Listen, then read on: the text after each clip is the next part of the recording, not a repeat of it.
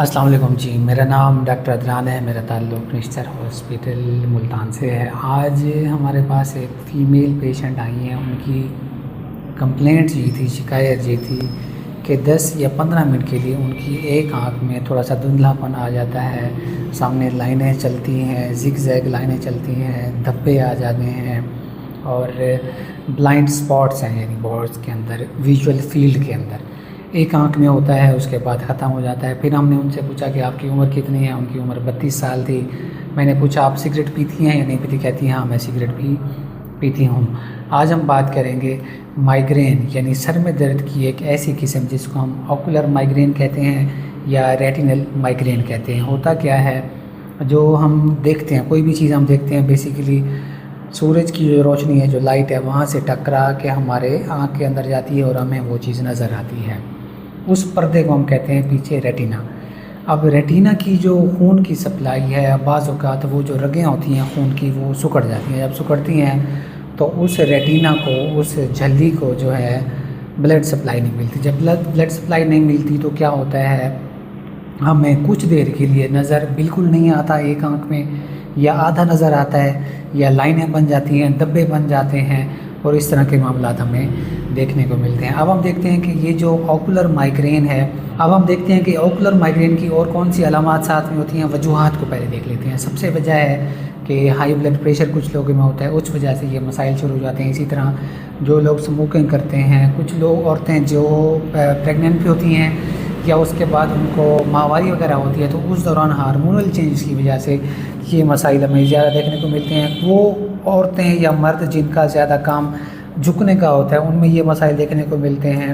D hydration ہے، sugar کی کمی، گرمی کا لگ جانا، چائے یا کافی پینے کے شیڈول میں اوپر نیچے کرنا، اور کچھ لوگ جو سکرین یعنی سینما میں آپ ویڈیو اپنا مووی دیکھتے ہیں، موبائل کی سکرین کی جو برائٹنیس ہے وہ بہت زیادہ ہے، فلیکر لائٹس ہیں، سکرین اچانک سے چینج ہو رہی ہے، تو اس سے بھی یہ مسائل ہمیں پیدا ہو سکتے ہیں۔ اس کے علاوہ جینیٹکس ہیں، وراثتی طور پر کچھ فیملیز میں یہ مسئلہ پایا جاتا ہے، تو وہ بھی ایک وجہ بن سکتی ہے۔ لیکن مین وجہ جو ہے وہ خون کی نالی کا وقتی طور پر کچھ دیر کے لیے سکڑ جانا، بلڈ کی سپلائی نہ پہنچنا، اور ہماری جو ویژول فیلڈ ہے اس کی صحیح سے فلم نہ بن پانا ہے۔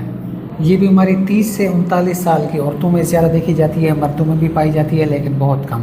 اب اس کی ہم بات کرتے ہیں کہ ریٹینل مائیگرین کی علامات کیا ہوتی ہیں۔ اس سے پہلے اب یہ جان لیں، جو مائیگرین ہے، ایک تو اس میں مائیگرین ود اورا ہوتا ہے، تو اس میں دونوں آنکھوں میں مسائل ہوتے ہیں، دونوں آنکھوں میں آپ کو دھندلا پن نظر آئے گا یا اس طرح کے مسائل ہوں گے۔ لیکن جو اوکولر مائیگرین ہے اس میں ایک آنکھ کا مسئلہ ہوتا ہے۔ ساتھ میں کیا ہو سکتا ہے، سر درد بھی ہو سکتا ہے، اور باقی جو علامات مائیگرین کے ساتھ ہوتی ہیں، مثال کے طور پر لائٹ سے ہمیں بہت زیادہ چڑچڑاپن ہوتا ہے، سر درد بہت تیز ہو جاتا ہے، تو وہ سر درد بھی ہو سکتا ہے، لائٹ سے تیز بھی ہو سکتا ہے۔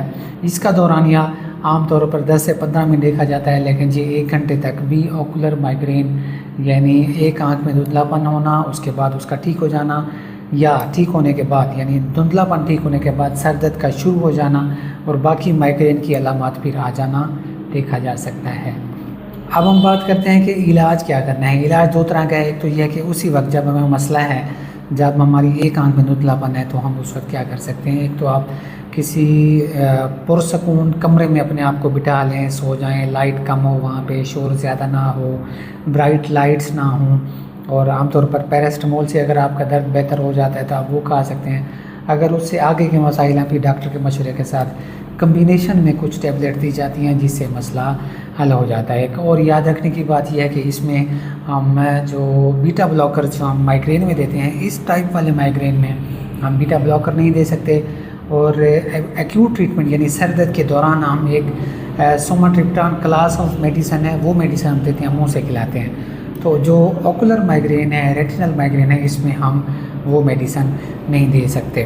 اس میں ہم کیا چیزیں دے سکتے ہیں، اگر اس کا بلڈ پریشر زیادہ ہے اس کو مینیج کرنا ہے، ساتھ میں ہم کیلشیم چینل بلاکر دے سکتے ہیں۔